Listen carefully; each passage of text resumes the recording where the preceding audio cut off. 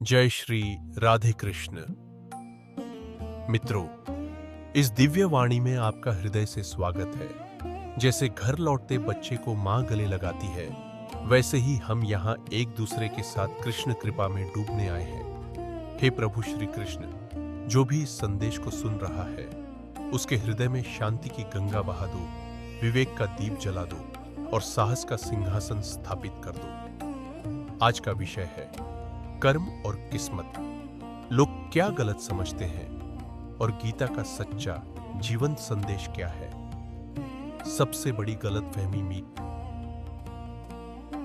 कल्पना कीजिए, आप रात भर मेहनत करते हैं, फिर भी सफलता दूर भागती दिखती है। मन चीखता है, मेरी किस्मत ही फूटी है। पर सच सुनिए, किस्मत अक्सर आपके पुराने कर्मों की लंबी परछाई होती है और भविष्य आपके आज के कर्मों का उजाला। जो व्यक्ति हर चीज किस्मत पर टिका देता है, वह अपने भीतर सोए हुए शेर को हमेशा के लिए सुला देता है। गलतफहमी नंबर 1, किस्मत तय है तो मेहनत क्यों?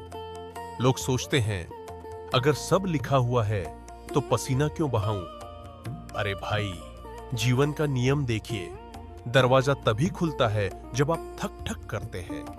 भाग्य के दरवाजे पर माथा पीटने से अच्छा है कर्म का तूफान खड़ा कर दो। देखना, दरवाजे खुद झुककर सलाम करेंगे। गलतफहमी नंबर 2, कर्म मतलब सिर्फ काम कर्म, सिर्फ ऑफिस जाना या पसीना बहाना नहीं। कर्म है वो छोटा सा निर्णय जब आप झूठ बोल सकते थे पर सच बोले। कर्म है वो नियत जब कोई देख नहीं रहा तब भी ईमानदारी रखी। कर्म है क्रोध की आग में मौन की ठंडक डालना, लोभ के सामने संयम का कवच पहनना और डर के अंधेरे में साहस का दिया जलाना। ये छोटे छोटे कर्म ही बड़े बदलाव की नींव बनते हैं। गलतफहमी नंबर 3, अच्छा करूंगा तो तुरंत फल मिलेगा, हम सब चाहते हैं। आज बीज डाला, कल पेड़ पर आम लटक जाए। पर प्रकृति हंसती है, अरे धैर्य रखो। बीज को अंकुर बनने में समय लगता है, अंकुर को पेड़ बनने में वर्ष लगते हैं। फल जरूर आएगा, बस सही मौसम में। इसलिए अच्छा करते रहो, क्योंकि कर्म कभी बेकार नहीं जाता।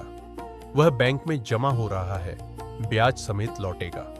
गलतफहमी नंबर 4, मेरे दुख का कारण दूसरे लोग हैं। ठोकर लगी नहीं कि उंगली दूसरों की ओर उठ जाती है। ये मेरे साथ ऐसा क्यों करता है?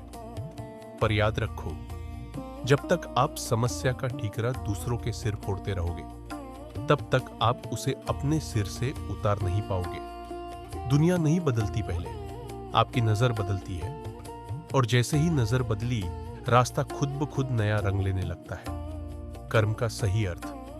आपके हाथ में असल में क्या है? 3 अनमोल हीरे आपके पास हैं। आपका कर्म। आज आप क्या चुनते हैं? आपका ध्यान। आप किस पर टिकते हैं? आपकी प्रतिक्रिया।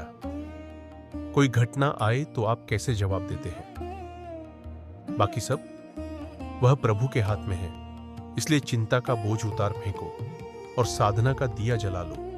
किस्मत का सही अर्थ, परीक्षा या पुरस्कार। कभी कभी जो देरी हो रही है वह सजा नहीं, वह मास्टर क्लास है।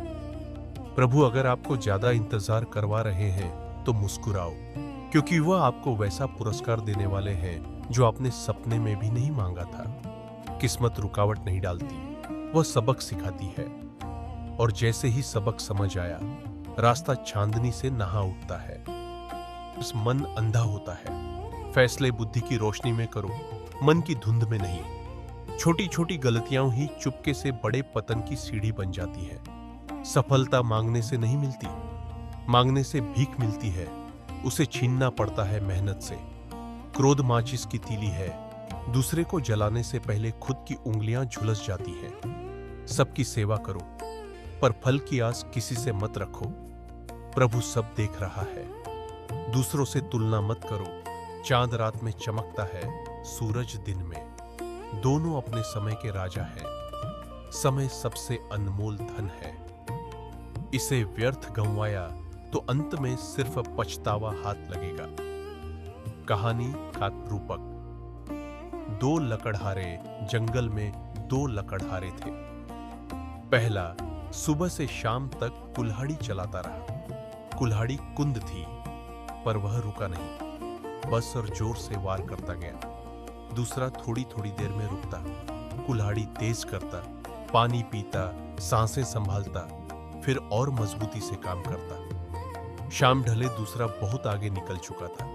पहला हांफते हुए बोला, भाई तुम्हारी किस्मत तो कमाल की है। दूसरा मुस्कुराया, यह किस्मत नहीं थी, यह समझ थी। मैंने सिर्फ मेहनत नहीं की, सही तरीके से की। सीख, कर्म सिर्फ ज्यादा करना नहीं, सही करना है, और सही कर्म बुद्धि और धैर्य से ही खिलता है। संकल्प मित्रों, आज रात सोने से पहले 3 छोटे छोटे संकल्प ले लीजिए और कल सुबह इन्हें याद करके मुस्कुराइए। किस्मत को कोसना बंद, कर्म को सही दिशा देंगे, शिकायत की आदत छोड़ेंगे, प्रयास की आदत डालेंगे, परिणाम की चिंता में मन नहीं जलाएंगे, कर्म और प्रभु पर पूरा भरोसा रखेंगे। प्रभु श्री कृष्ण आपको सही कर्मों की प्रेरणा दे, शांत मन दे और अटूट हौसला दे। जय श्री राधे कृष्ण। आपका यह साथ अमूल्य है, धन्यवाद। अगर आपको यह कृष्णवाणी पसंद आई हो तो कृपया इस वीडियो को लाइक करें और हमारे चैनल को सब्सक्राइब करें, ताकि आपको श्री कृष्ण के जीवन उपदेश और ऐसी ही प्रेरणादायक बातें आगे भी मिलती रहें।